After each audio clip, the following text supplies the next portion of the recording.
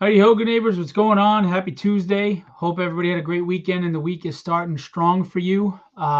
Just grinding away as always. Phil Russert with Philbo Entertainment Promotions. Um, we're working with a lot of great people, a lot of great publishers, people that have made impacts in the indie scene. And tonight's publisher has worked with Dark Horse and done their own thing through other distribution prior, and they've put their stamp on the indie scene, and we're going to get into that, which is cool. Just to let you know, next week we have um, Michael Barron for Nexus, and the week after we have Terry Moore with Strangers in Paradise, and we got some cool guests coming up. We work with a lot of great people, but tonight's guest, like I said, has a good foothold in the indie community, and they've been plugging away, doing a lot of great books, a lot of horror books and other themed books, and you all know them, and we're happy to be working with them, and we're excited to have their titles as part of our solicitations. They bring a great value to what we're doing, and we're excited. So representing Second Sight Publishing tonight is Marcus Roberts. Hey. Hey, what's going on, man? Glad to be here. Yeah, thanks for coming on. I'm sorry we were delayed. The schedule was just crazy between the first fulfillment, New York Comic Con signing. It was too much, and I didn't want to slight you, so I want to do the show right, So thanks for being patient. Well, I appreciate it, man, and I definitely understand you got your hands in a lot of things, and you're essentially a one or two man crew, so it's just a lot sometimes for you. So I understand that deserves patience. Yeah, I work as a registered nurse during the day as well. So I got my day job, I've got the distribution, I've got my publishing. I'm a father of two small kids. I own a house. So yeah, it's a stacked deck, but I'm excited about the future. I'm really excited about what we're doing. I'm excited about working with companies like yours, and getting indie the respect it deserves. Oh yeah, well, we're definitely excited to be a part of Philbo. As you mentioned, we've distributed through other people, and we understand the importance of distribution, but we also understand, particularly with what's going on, the integrity of the distributor. And like, we love what you're doing. We're happy to be here. We know that you're a person of integrity, and we just want to grow with you. And I appreciate that. And it's important to be working with people who get the industry. They understand how things work, and it's a grind, but it's a grind that's going to be worth it as we grow internationally and we grow that fan base and we get those followings, and it's just exciting times. I mean, sometimes like the phoenix from the ashes, right? You have to have a death for a rebirth. And not that I'm happy about what happened to Diamond or the people affiliated with Diamond, but in that death comes a rebirth, and I hope to be a part of it, and I hope to help get readers into stores and really show that the indie scene is not back of the catalog. So, well, one thing that I have noticed, I'm of a certain age, so being of a certain age, one thing I've noticed, there's a cyclic thing that happens with comics. It resets almost every 30 years. Mm-hmm. You look at what's happening in 1905 in comics. You look at what was happening in the 90s, and now we're in the 20s, 2020s. You see what's happening. And we undergo reset. So yeah, comics is a grind for America. But if you make a reset, you definitely come out on top. And that's the thing, right? I mean, like any industry, for it to thrive and grow, it's always changing, and you've got to move with it. You've got to wind with the road for you to continue on the journey, and that's what it's all about: reinventing yourself and trying new things, and that's what we're doing here. Like the terms for Philbo are different, and I don't know why it's doing this. I got to talk to StreamYard, because the second I put up the screen, people having issues with echo. I don't know why. Jesus. Yeah, I know that. Do you have headphones? Maybe try plugging in headphones. I do. Give me a minute to go get them.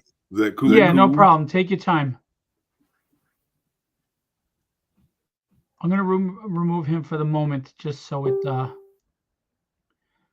I don't know why it's doing this. You know, you pay this money for StreamYard, and every time I put a screen, something goes wrong. It did this last night with Charles. Is my voice okay?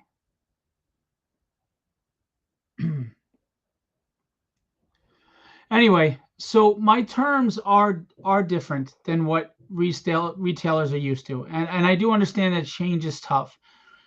We have almost 600 signed up, and you know they seem fine with the terms. But obviously there are a lot that aren't. You know, it's new, and thank you for letting me know. And my terms are a little bit different for various reasons. Being a smaller distributor, not having the volume is one reason. Another is trying to keep the costs down for both retailers and publishers. And the other reason is to really protect both entities. Believe it or not, I'm here to bridge the gap between retailers and publishers, and I want them both to succeed. And for them both to succeed, terms have to be less lopsided and more even, I think. And that's what I'm trying to do here. Now, will we adapt? Sure. As we get bigger and volume increases dramatically, we might go to a weekly FOC. Maybe we do start invoicing. I don't know. But right now, this is what makes the most sense for what we're doing. And it's going to take a little adjustment period and people to get used to what's going on. But I guarantee you that your books that are ordered you'll be taken care of. You know, we will get you your books. If for whatever reason something goes wrong, we'll fix the problem. As I've been very customer service oriented to all retailers. I answer them right away, the smallest thing to the biggest thing to the simplest question. Let's see if Marcus is up again.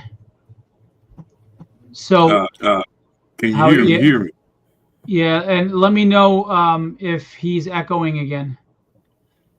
Yeah, I'm still hearing that echo. I don't know why. Maybe close out and come back in. You know, I gotta talk to StreamYard. You spent all this money. I don't know why it's doing this. So, you know, we got growing pains and bumps, and to be honest with you, we're gonna be moving to a better website. I'm not really happy with this website. It's got limitations, and it's got some things that, you know, I aren't as user friendly. We are going to change that. We are going to get to a better. Hey, Bill. We are going to get to a better website where it's easier for retailers to track their orders, and you know, publishers can look at their sales reports. We're going to be working with all of that. It just takes time while we're operating to get the new site and transfer over. Maura Powers is my product manager, and she's been just amazing. So thank you to her. Bill Raup is here, and he is from Grok Comics. He's also in our catalog. Very cool. Just waiting to see Marcus come back and see what we can do. Second Sight Publishing has been around for a while. They are one of, we're like 60 or 70 publishers, I think, at this point that are working with us. Some have one shots, some have done, you know, they do quarterly, some do monthly, some do every, you know, other month. We don't gatekeep, so we're happy to just get you out there. Let's see. All right. Well, how about that? Is there an echo? Anybody? Let us know. Is he echoing again? Am I echoing? Mic check 1 2. Yeah, I really got to write to StreamYard. I don't know why this happens every time. It's the second I put up the screen share, or if I do something on the screen share, it becomes a problem. I don't know why. But anyway, so let's get into this. The Horn Island Trilogy. This is one of the first solicits in, oh no, that was the August catalog. Let's go over to, yeah, That was the first solicit. So tell us about the Horn Island trilogy. Well, the Horn Island trilogy comes out of the Mississippi Zombie and Top series. It tells the story of the very first zombie apocalypse that hits Mississippi, which occurs on Horn Island, and how a family gets cursed from that. To always return to Horn Island and face these zombies. So it says you're echoing really bad. Damn it. All three parts. I don't know why you're echoing so bad. Am I echoing, Bill, or is it just him? I don't know why. So just to reiterate for anybody who couldn't understand him, I do apologize. The Horn Island trilogy is a bi-monthly series about the first zombie apocalypse to hit Mississippi. And it deals with that in the state of Mississippi. And Marcus is the writer. Daniel Gorman is the artist. This cover is by Stefano Cardoselli. This cover is by Daniel Gorman, who's also the interior artist. So if you like, just a one shot. So one shot? Yeah, the Horn Island trilogy is the one. Okay. And it's how many pages? It is 40 pages. Cool. 40 pages. And then we've got These Damn Kids. Yeah, we are introduced to this series back into the retail space. We have issue 2 done, issue 3. So we went to get these back out. Real happy how the series was done. Very cool. I don't know if he's still echoing. I apologize. Writers Bradley Golden and Peter Brow. How do you pronounce the last name? Brew. Artist is Helmut Racho, and he's also the cover artist. Great cover art. Very cool. Parents are being attacked by children that they raised. And it's, again, another horror genre. Very cool. Bi-monthly. It's $4.99. And here we go again with These Damn Kids. Really looks creepy. Very cool. Kind of, Children of the Corn, kind of disruptive, bad children. They need to be punished. They need discipline. This book was nominated for Best Indie Comic of the Year in 2023 by the magazine. Very cool. And is this a limited series, a one-shot? What is this? This is the issue one of the three-issue series. Very cool. And do you have anything beyond that you want to get? You're gonna continue with this title? Yes, we already have issue, which will be solicited in the coming months, and issue 3 is in production. Will you do any follow-up series with this, or is it wrapped up in 3? That's yet to be determined. Okay. And then we got Victoria Black one-shot. Nice cover. Tell us about that. Victoria Black is an assassin. Also, other children. She didn't leave this assignment that she's on. So now the person hired is at her family. This is a one shot that is an introduction character and her upcoming. Very cool. One of the world's deadliest assassins must protect her family from the organization she works for. Very cool. And this is a one shot. And what's the page count on this? I believe that is 24, 28 pages. Okay. Yeah, he's saying you're echoing a lot. I don't know why. Variant covers, Carlos Villas. Very cool. And that's that catalog. And we're going to look at this catalog. Because you're coming out echoey, I might have to do the talking at this point. I apologize. So if you want, kind of give me the synopsis here, and I'll just reiterate for those if they can't understand. Well, Risky is our version of John Carpenter's The Thing. Nice. That's my favorite horror movie of all time, The Thing. So an expedition for a mystical cure is met by death and survival. Another horror, a 24-page book. Is this a one-shot, a self-contained story? It is, but it also introduced the Aristotelian series, which is coming out next year. Very cool. So there'll be a full series on this that this kind of introduces you to. Any idea when you'll be soliciting that? I believe that is in the next solicit, if not the one. So coming out in December, I believe. Cool. Okay. If not December. And then we've got another book, Leave on the Light. Leave on the Light are celebrating the 5-year anniversary of the first release. And we are re-releasing the single issue. Very cool. So Leave on the Light is a supernatural crime drama about a notorious serial killer who murdered and terrorized a suburban New York community. He was later caught and sentenced to death, but he didn't stay dead. Upon his execution, his spirit was released into jail's electric system, causing him to continue his reign of terror from beyond the grave. Can Detective Gary Marshall and Sarah McKinney put an end to a butcher mass killing spree? Very cool.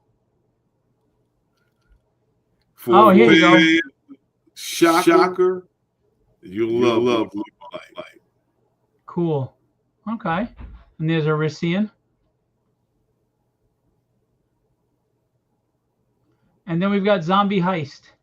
Spinning out of the hit miniseries Mississippi Zombie, what happens when a crew of opportunists plan a bank robbery during the zombie apocalypse? So it's like a heist zombie mashup, huh? Yes, it is. Very cool. I like when people do different stuff like that. There's the black and white cover.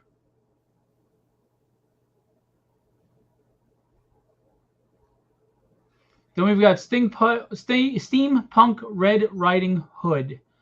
So, I mean, that's pretty self-explanatory, right? But give us a go on this. What is this? Well, this is from creator Rod Elka, and this is his steampunk universe. So this is his take on Red Riding Hood with a steampunk flavor. Very cool. My grandma, what big gears you have. All the better to grind you with, my dear. Nice. My grandma, what a big boiler you have. All the better to cook you with, my dear. My grandma, what a big Tesla blaster I've got. That's cool.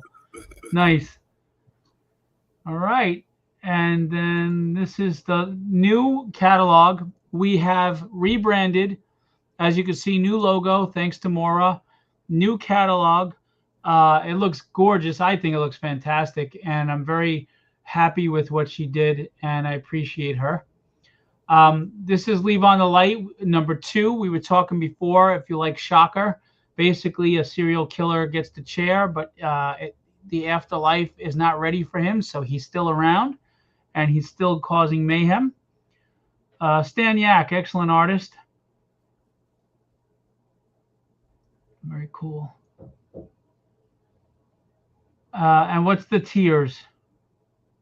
The Tears is a manga-inspired book about a young lady whose blood contains this secret thing organization is trying to get to bleed her dry. Very cool. She weeps for their sins. It hates for their crimes. She loves for their choices. Very cool. Manga inspired. Nice. Very nice. Steampunk Snow Queen.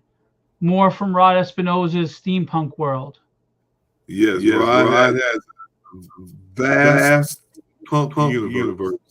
And we are actually introduced some of these titles to God's fans, also reintroducing them to people who may not have been with them when they were first released. I don't know why you're echoing for them. For me, you're fine. It's so weird. All right, and that's the solicits we've got from Second Sight. So you've got some awesome steampunk. You've got some awesome horror. You've got self-contained stories. You've got 3-issue miniseries that you can really get invested in. And, you know, with the distribution, you guarantee that these books are going to be out regularly. And that's the thing, right? When you do crowdfunding is great, but how long are you waiting for the second issue or the third issue? When you're in distribution, man, every month, that excitement of running to your store on that Wednesday for releases and picking up the next issue of Leave on the Light or those damn kids, you know, you're not waiting and forgetting what the story was because 3-4 months later, you're getting it every month, just like your Marvel, DC, IDW, Dark Horse, Skybound, you know, your Image, you're getting it every month. And it is Halloween time, so you got to get your horror fix, guys. That's true. Very cool. It's Rogue Matter. Okay. And we really love the new designs. We're even going to be adding an interior page down here to show some people interiors as we grow, and we're going to do that. So I want everybody to know that Second Sight is in 3 of our first 4 catalogs, and we're launching the 5th catalog November 1st. To let people understand how it works, we launch a catalog in the first of the month, and we have a 60-day order window. So, for example, this catalog is August 1st. Its FOC wound up being October 1st. It ended. We're then going to get the books from all the publishers, and it gets into stores November 12th. So basically, tell your store to order in that 60 days. They can reorder after the FOC. They just may not get the books for that November 12th date because they passed the FOC. That means they'll probably get it the following month in December with the next order, etc. But tell your stores, you know, they've got 60 days to order. They can, you know, they don't have to pay until the very end of the FOC, but we do prepay. And then they get their books the 30 days later because we need time to get the books from the publishers, of course. So essentially, we're asking the retailer for like a net 30 as opposed to the retailer getting a net 60 from us. And I know it's an adjustment. I do understand. But I guarantee you're going to be taken care of one way or the other. You get your books, or if any issues arise, we will fix it. We will take care of it. We are here to make money with you, not off of you. We want retailers to succeed. We want publishers to succeed. We want the industry to thrive, and we need both of you. You know, we can't have the attitude that retailers are like, you need us, we don't need you. And we can't have publishers thinking, oh, I got crowdfunding, I don't need retailers. We need each other. It's like the artist and the writer in comics. You know, it's like the Beatles. All 4 of them are solid, and together they're godly. You know, you can't. There's not one more important than the other. It's a symbiotic relationship. The 2 together just form a good, strong bond, and they're just going to make everything better. We need comic stores to enjoy going to on Wednesdays. We don't want you shutting down. But we also need publishers to put content on the shelves for you to go buy something.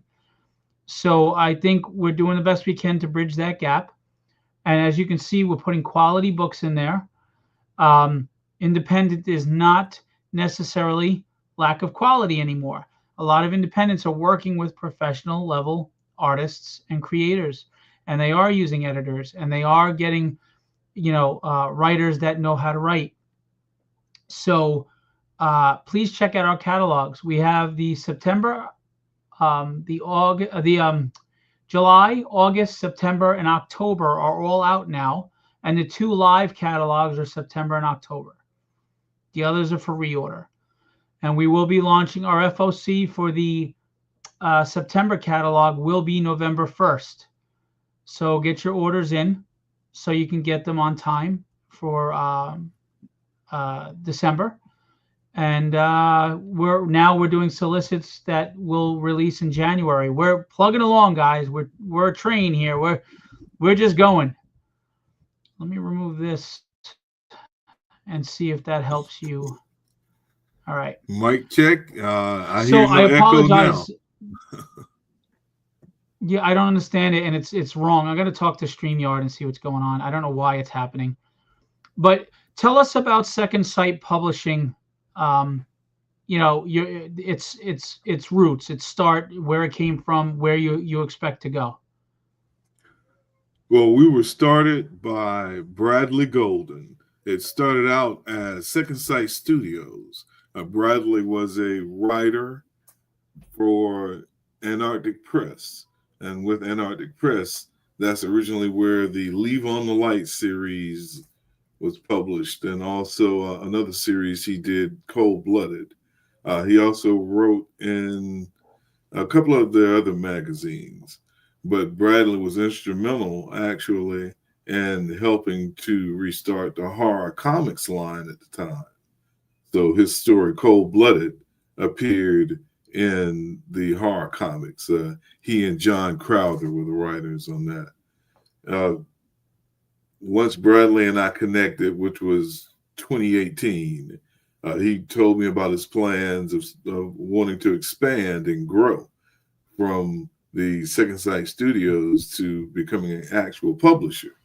So we undertook, the steps necessary to make the transition. We were happy to garner a partnership with Caliber Comics, and we actually real grateful for that partnership.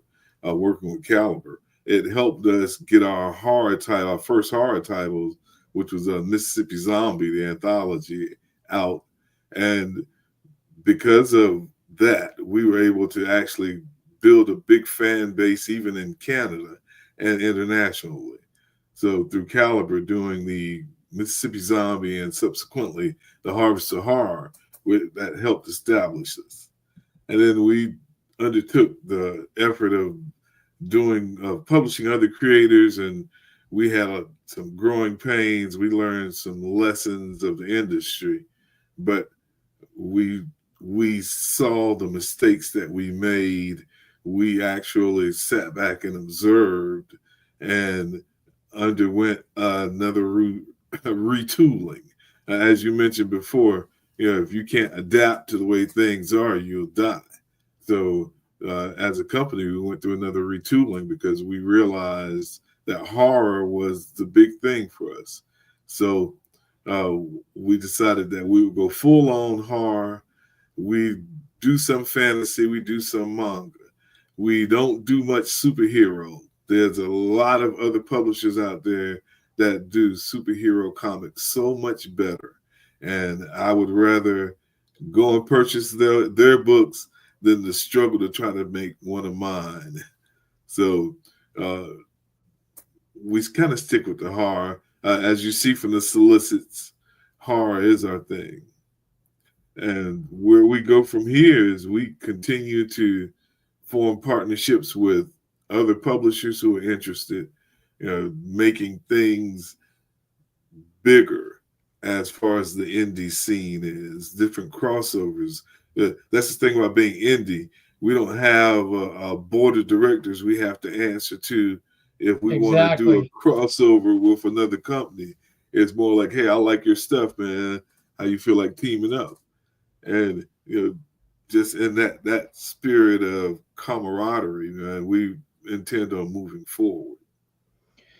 Yeah, and it's just exciting times to because we really can be taken seriously, you know.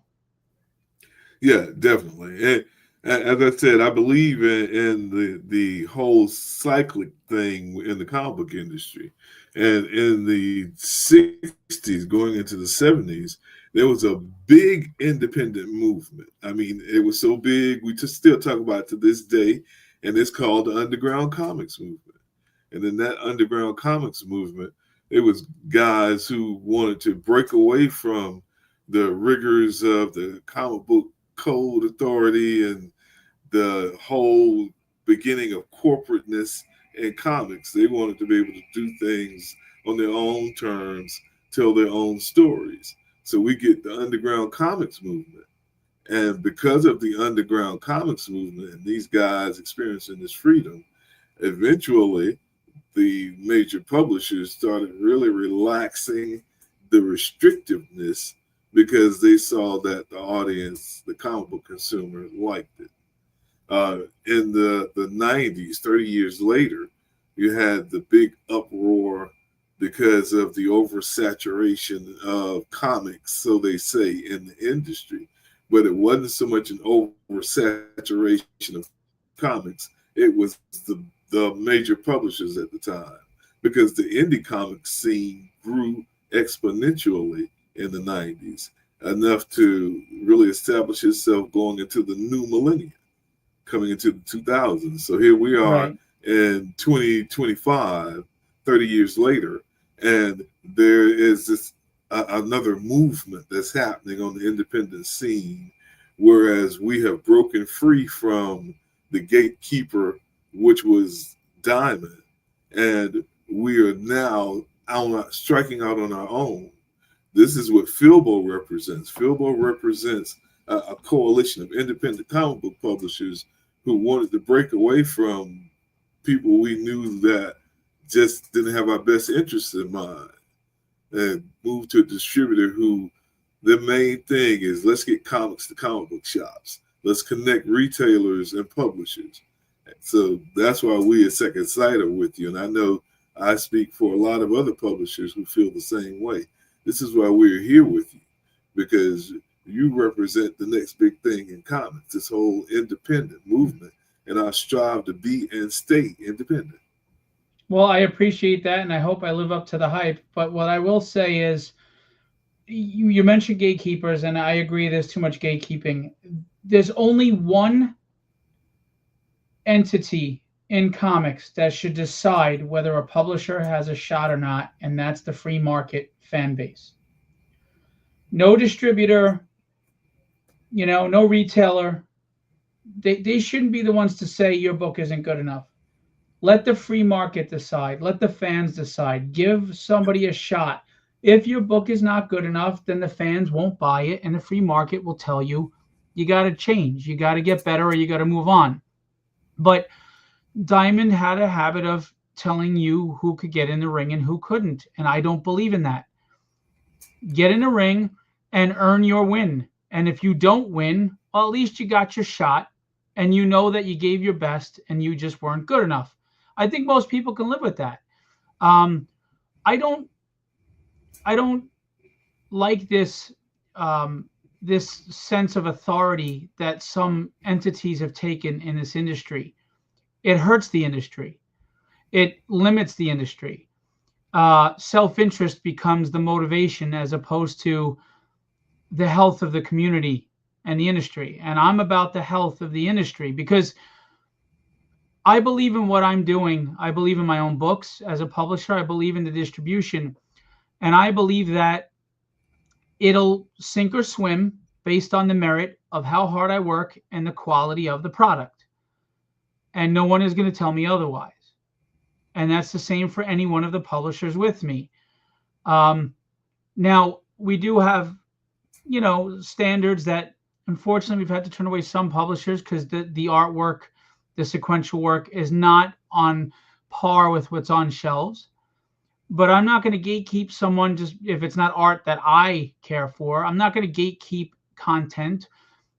As long as the sequential work flows and it's telling a story and it your professional trade, trade dress, etc., you have every right to try. And if you fail, then the way I'm structured, I don't lose any money. I just didn't make any money, Yeah. And that affords me the ability to give you that shot through distribution. Because, look, I have Billy Tucci She with us. We have Terry Moore, Strangers in Paradise. We have Michael Barron, Nexus. We've got a lot of people that are independents, but these characters, they've grown past that stigma of independence, just like the Teenage Mutant Ninja Turtles. They're mainstays in the comic world at this point, right? They're iconic characters now. Why? Because someone gave them a shot. That's it. Exactly.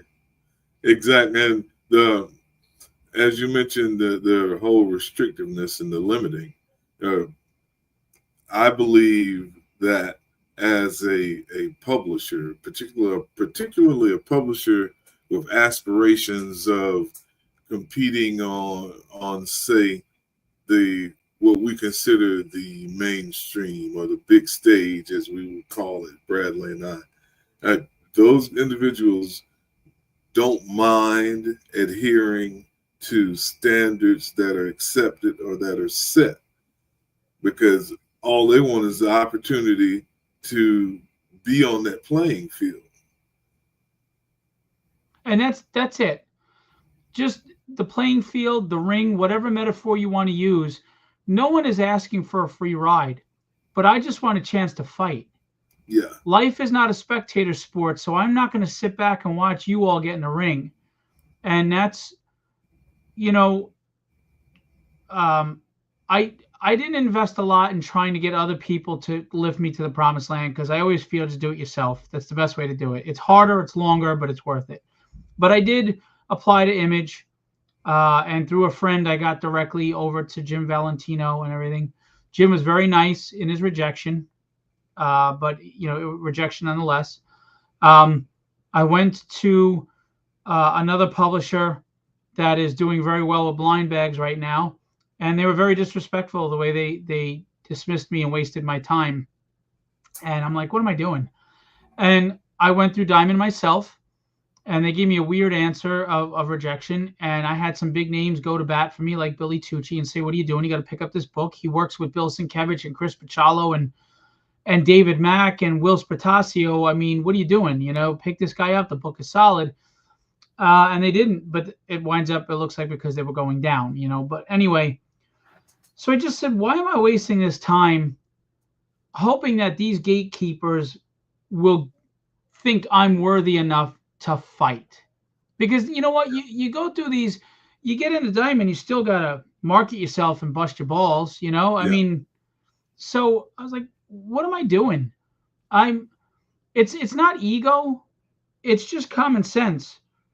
The only one who's going to invest in you 100 or 1,000% is you. So why are you wasting any of your energy investing in them, investing in you, instead of just invest in you? So I started my own distribution, and I said, you know what? I'll do it myself.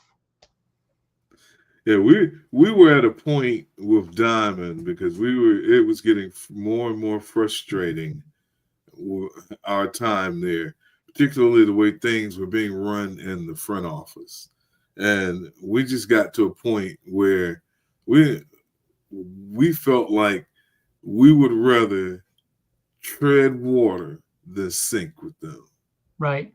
We would rather be out in the middle of the ocean, treading water, hoping because your fate is in their hands. Right. Yeah, exactly. And to hear friends of ours like Fabrice talk about, having to really struggle to get back to even keel because they stole his inventory. They sold it off, and they never paid him out for how many books that he sold. I mean, he got screwed like a lot of publishers.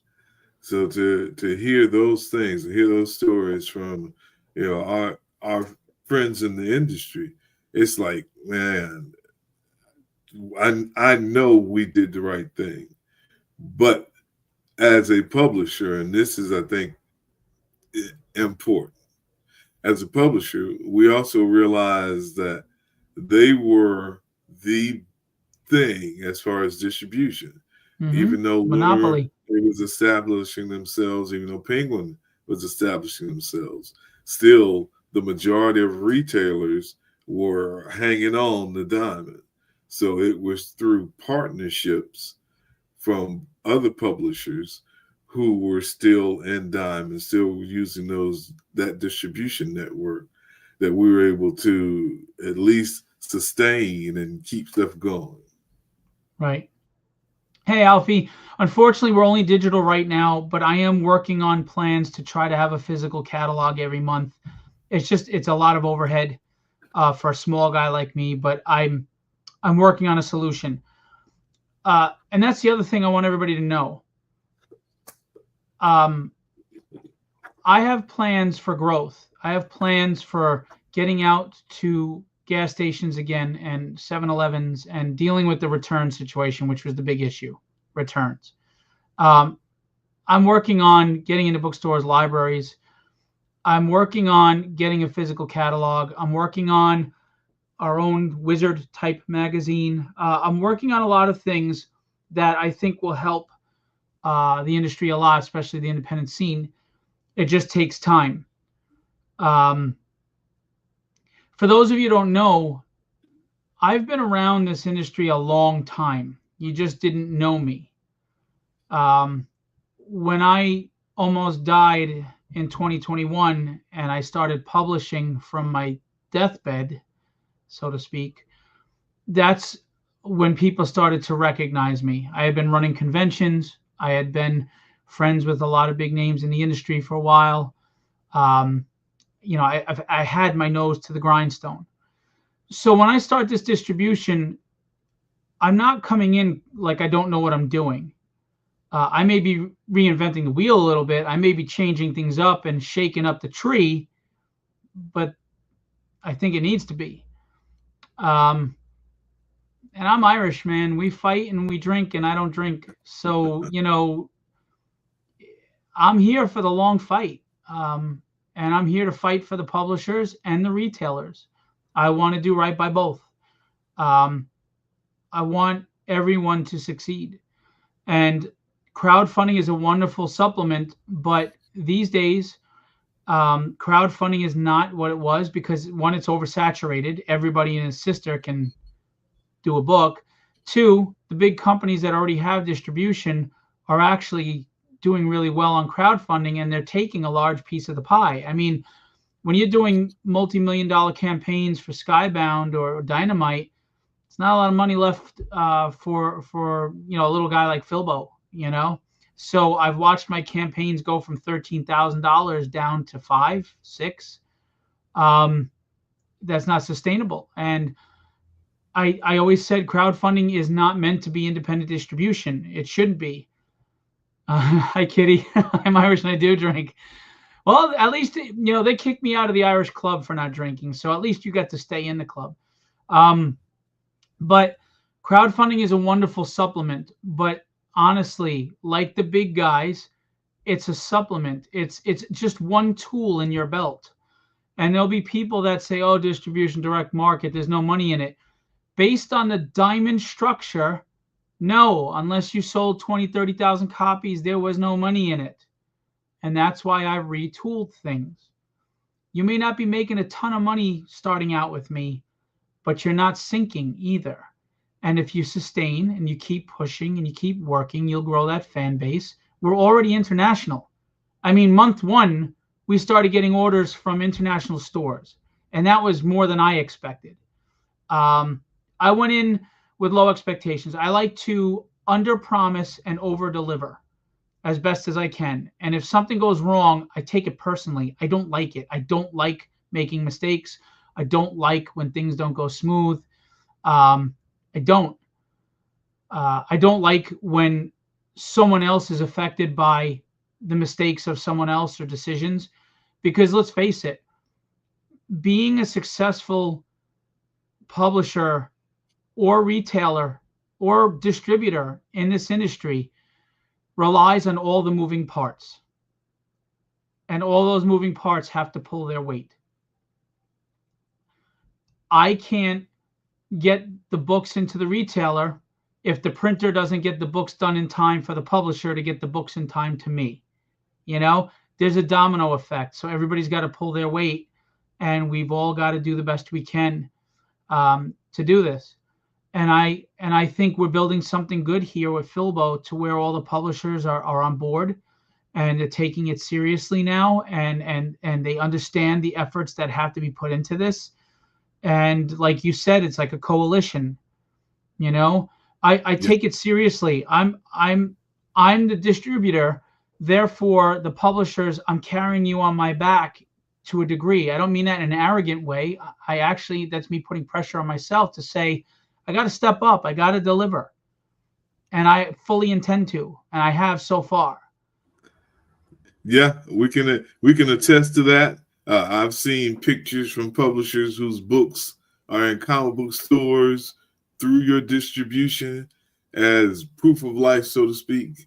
And then, as you said, we as publishers, we do have expectations. We do put that pressure on your back, and you've been able to step up to the plate and handle it so far. And then I think it's important that we as publishers and understanding that we're in a new thing, that we have to ride out through the growing pains, but the end result is going to be Philbo distribution in thousands of stores domestically and internationally, and able to provide services that we can't get on our own, and they're going to be affordable. We can be profitable. And again, there's only one way to go from here, and it's up. Again, my business is also structured to where I can sustain. I can keep going. I'm not going to lose money. I'm not going to suffer. I'll be fine. And there's just going to be room for growth. And with hard work and persistence, we're going to do this. We're going to keep going, and we're going to grow. I mean, look, right out of the gate, Bleeding Cool, Comics Beat, they listed us among all the distributors. Go look at my homepage, go my Facebook page. The article shows us as one of the top distributors with everybody else. I mean, we were in the top 5 out the gate. Yeah. And who the hell am I, right? I mean, Massive, they have Lunar's backing, so that's good. I think it's wonderful. It's great to have options. I think it's wonderful for a free market to have more distributors. But Massive does have Lunar backing them up, so they've got that backbone. They've got that support. I don't. I'm David against Goliath. I'm the little dude, and I like it that way. I like being underestimated. I like being scoffed at. I like the lack of respect, because you ain't gonna see it coming when it comes. So I love being underrated. Let's really break that down, because you mentioned Lunar and Massive, but in the whole scope of distribution, remember, DC has left Lunar. DC is now a part of Universal. DC being the a large comic book company. So the glow that Lunar once had is kind of dimmed because they don't have DC. It was the same thing with Marvel. Marvel being a Penguin. One of the reasons why Diamond suffered was because these big companies started going elsewhere, and Diamond started trying to make it up with other publishers that weren't as big. They weren't putting out as many books. You lose a Marvel or a DC, you lose not on a ton of books that you distribute, a ton of money. So well, that's part of what hurt Diamond. Sorry to cut you off, and this is why one of the reasons I'm structured the way I am, that some retailers don't seem to understand. When Diamond was giving a net 60 to stores, for those of you who don't understand what that is, that's they got the product and they didn't pay for it for 60 days. Like, they invoiced them later. And the problems with that are, then the publisher doesn't get paid for 60 to 80 to 90 days. 1. 2, hiring people to keep track of all that invoicing on a weekly FOC is a lot of labor. So it's a lot of money spent on labor. And that sustains when you're selling millions of books, because you have the big two and then you have the other guys. But once they lost Marvel and DC, and then inevitably Image, they didn't have the volume anymore. I mean, like, they had Dynamite, but Dynamite, I think there's like 20, 30,000, a month. You're not doing millions of books anymore. That model does not sustain when you don't have that volume. And I try to explain to retailers, I don't even have the volume that Diamond did when they lost the big guys. So there's no way I can net 60. There's no way. I'm not a venture capitalist. I cannot do that. I can't give you free shipping. I can't give you a net 60, and I can't give you 50% if you're going to order just 4 books, So wholesale doesn't work that way. You don't get wholesale pricing when you're not doing wholesale ordering. You don't go to Costco and, you know, pull 1 bar of soap out of the pack of 20 and think you're going to get it, at 50% off. It doesn't work that way. And they have to understand that.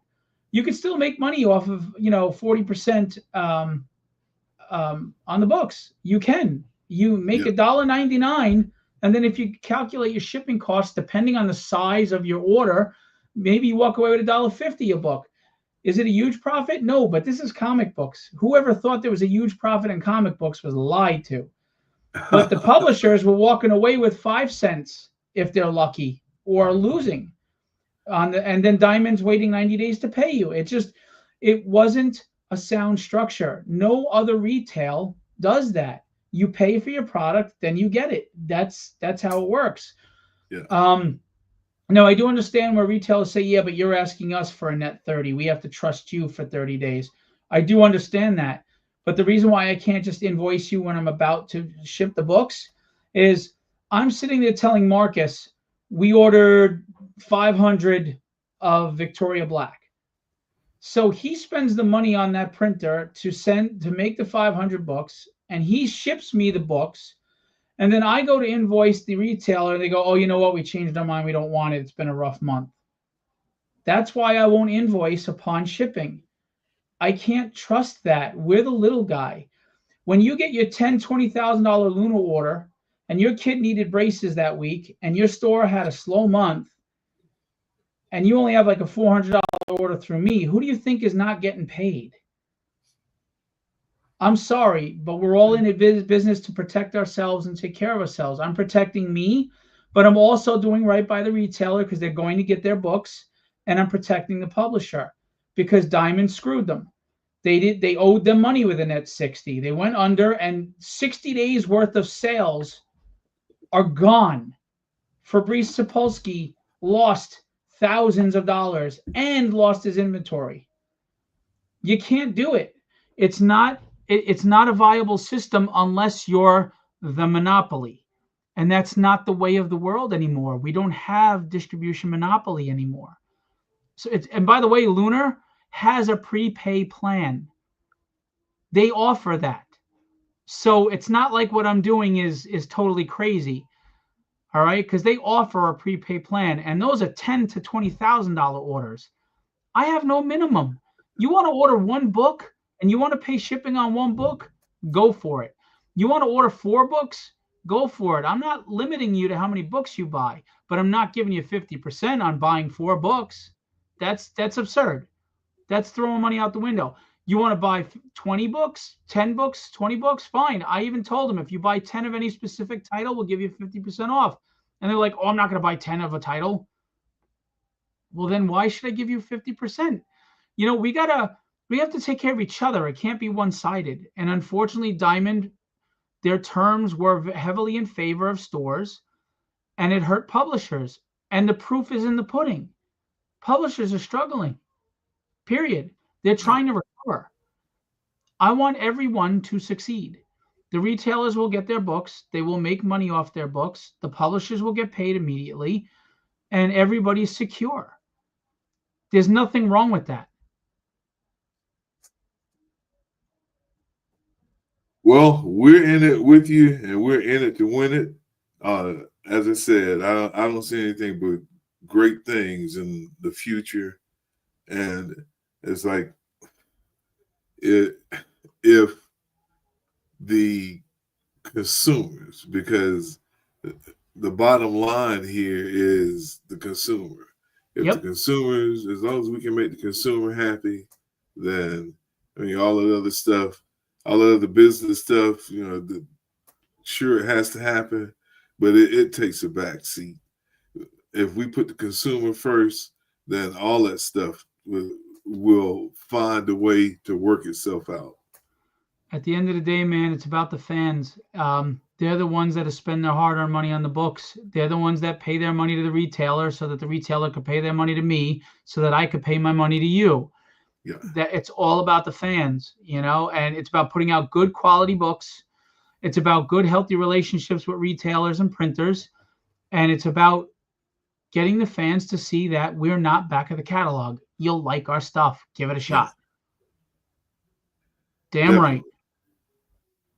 Look, I'm a passionate dude, and I work 21 hours a day, and I will keep working 21 hours a day because I love this. I care about it. I really love this medium. Comic books are the greatest storytelling medium on the planet. They're the best of the visual. They're the best of the literary. They're just the best. And they're so diverse, whether it's diverse in characters and races and everything, or diverse in story genre, from horror to noir to superhero to mystery. There's everything. It encompasses everything. And I love this industry, and I want it to thrive. And I get flack from people for saying this, but the people I get flack from are because they're the ones that are actually hurting the industry with their grift. The fact is, we've turned this into a collector's market. It's no longer a reader's market. It's no longer this disposable entertainment that it used to be, where you roll it up, put it in your back pocket, and the kid, the 11-year-old, rode his bike home, read his comic, and enjoyed. Now it's, we got to slab it. I want the cover, but no one's reading the stories. Now, do I appreciate collectors? Of course I do. And are they adding value and income into the economy of the industry? Of course they are. They are important. But the problem is, it's predominantly collector now. And if we don't start getting future readers, there is very little hope for the future of comics. Because at the end of the day, we all talk about our favorite runs, Claremont's Dark Phoenix run, or John Byrne's Man of Steel, or whatever, Avengers run, or Marv Wolfman's Teen Titans with Deathstroke and Terra. I mean, we remember the stories that resonated with us, and we revisit through omnibus, through trades, because the stories were the first and foremost of importance and quality. And we have to get back to that. We have to get a fine balance between collectors and readers. And the balance is off right now. It's heavily in collectors' favor. And I want to even it out. I want to balance it out. I want collectors to enjoy their covers, enjoy their slabs, enjoy their collectability. And I want readers to enjoy great stories that they can share with their family, get their kids to start reading, and sit at the water cooler and talk about, dude, did you see what happened in Tragedy? That was so cool. What blah blah blah. Yeah. I mean, that's the magic, right? Isn't that the magic? Exactly. Well, I am what is called a generational comic book reader. My father read comics as a kid. My older brother read comics as a kid, and it started me reading comics. So I've been reading comics for over 50 years. I have introduced comics to my son. I've introduced comics to my grandchildren. There you go. We have to make it generational. We have to be purposeful in introducing this thing that we profess to love to the next generation. And, in hopes of them understanding that there was a real purity in reading comic books. I've just had this conversation with a couple of my relatives, and we were talking about the baseball trading cards. Like, we would get those cards out of that bubble gum and stick them in our spokes and ride around to we hear the click and say, who knew that those cards were going to be valuable now? Who cared then about how valuable those cards are? And what happens now, as you just mentioned, with this collector's market, people are going into the stores wondering or checking to see what the value of something is going to be versus going to see if this is the next big story, the next great story, which is all speculation, by the way. It's a falsely inflated market. I mean, it's absurd. And the irony is everybody's slabbing to preserve these books, but the whole reason why books became valuable is because most of them got destroyed and there was rarity. There was scarcity. Yeah. There's no scarcity anymore. They're all printed on high quality paper. They print a ton of them and then they slab them. Everybody has an Amazing Spider-Man 300. I mean, it's like, that's the reason why Hulk 181 got expensive, because there weren't a lot in good condition around. Well, everybody's got, great condition books, 9.8s, 9.9. So it's just silly to me. But you know what you get? The memory of sharing that story with your kid and your grandkid, and you both talk about it, and and what your favorite character is and what your favorite storyline was. The same way we looked at movies. Yeah, exactly. And it is that type of bonding that, I mean, it's really with family. We talk about family and growth and family coming together. I shared comic books. I shared comic books with my father and brother. I shared comic books with my kids. So, being able to share that family-wise and have that connection that all of us will look back on and remember. I agree. And look, on that note, we're going to wrap it up. But where can we find Second Sight Publishing besides Philbo Distribution? Like, where can someone go look up your titles and what you're up to? Well, with the Mississippi Zombies, they're still going through on with Caliber. We are our website is secondsightpublishing.net. The old website got hacked, and that was the end of that. But we are secondsightpublishing.net.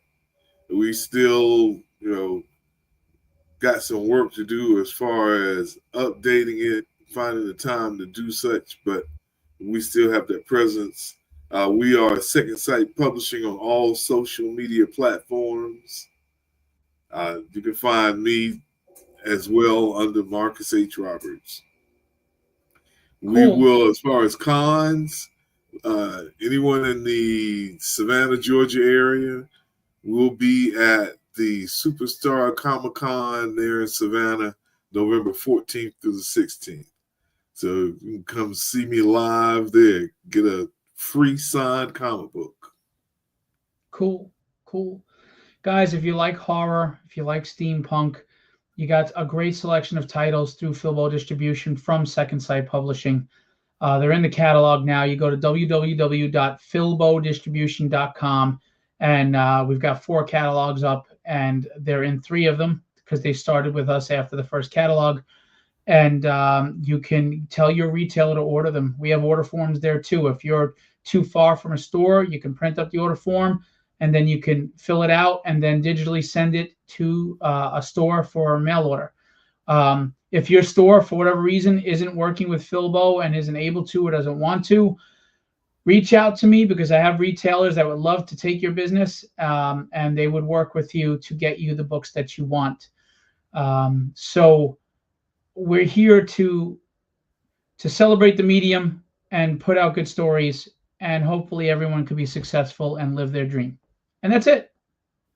So thanks for joining me, Marcus. And Second Sight, I'm sorry we had the echo issues, but go check out the catalog. You won't be disappointed. Well, thanks for having me, man. And we look forward to the future. We look forward to a long and prosperous relationship. Absolutely. We're doing this. They can't stop us. That's right. Have a great night, Marcus. All right. Good night. Okay, everybody. So just to remind you, Philbo Distribution, go to philbodistribution.com. If you're wondering where Philbo came from, it was a nickname my wife gave me, and I took the most important thing in my life, my family, and I mixed it with my business. And the Philviews is a tongue-in-cheek catalog name. You know, I can't call it Previews because that's what Diamond called theirs. I can't use that. So I thought it'd be a cute little pun to call it Philviews, and it's fun. I had someone say it was silly to call it Philviews, and I was like, we're in an industry that has Doctor Doom, Green Goblin, you know, Superman, Captain America, Wonder Woman. I think Philviews fits just right. Anyway, I appreciate you guys coming out. Next week, I got to work out these bugs, man. Next week, I have Mike Barron. He wrote Punisher. He wrote The Flash. He created The Badger, which is one of the best independent characters. He created Nexus, which is a legendary independent character. And the Nexus hardcover omnibus is on our catalog. It's in our catalog. And we're going to have Michael Barron here next week. We're going to discuss Nexus as well as his new Kickstarter campaign. We're going to go over the solicit in the catalog. And the following week, we have Terry Moore, best known for Strangers in Paradise, among other titles, which are all solicited in our catalog. We have a lot of well-established people in our catalog. We're not to be slept on. Don't sleep on us. We're not playing. We're here to stay. It's going to be great. Looking forward to it. I'm excited. Yeah, Mike is awesome, dude. And I look forward to having him next week. He's always a great guest. And, you know, Nexus speaks for itself. Badger speaks for itself. The guy's career speaks for itself. So I'm looking forward to that. And then, of course, you know, Terry Moore after that. And then we'll see where we go from there. I have other people possibly lined up. So thanks for joining Philviews. Thanks for always coming out to watch. Please support Cold Cutter #5, which is on Kickstarter right now by Charles W. Morgan. Please support Philbo Publishing. We have Tragedy, which is an ongoing series that sells very well, and it's in our distribution monthly. We have Night by Guido Martinez under Philbo's banner, which is a great urban fantasy, Dungeons & Dragons mixed with heroes in the inner city.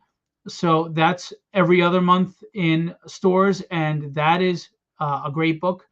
And then we've got all the Philbo titles that are on Kickstarter, like Madcaps from DM Ray. If you like Dungeons & Dragons fantasy, we are going to be wrapping up his 3-issue story with the 3rd campaign coming in 2026. We're about to fulfill Madcaps 2. And then we've got books from Philbo. We've got Diary of Dread, Papa, Shaman, Arcane Syndicate, Dynamics, Withered, Devils in the Details. I'm writing a fantasy novel called Sovereign Tedium. So we're just grinding it out, plugging away, telling stories that we just want to get out there and share with the world. And we hope that you invest in them and enjoy them. All right. I'm going to leave you with what I always leave you with. Oh, wait. I will be in Fishkill at the Icon Independent show Saturday, Fishkill, New York. And then Sunday, I will be at Hot Flips show, which is a great show here in Long Island run by Charles. He's known as Flips Charles on Facebook. He owns Hot Flips, which is the top art and comic supplier in the East Coast. Great people. They're always sponsors of New York Comic Con. So come check out that show. Come check out Icon. Russ Braun will be at Icon with us as well. Great guy. And that's it. All right. I will leave you with what I always leave you with. Be legendary and have fun storming the castle.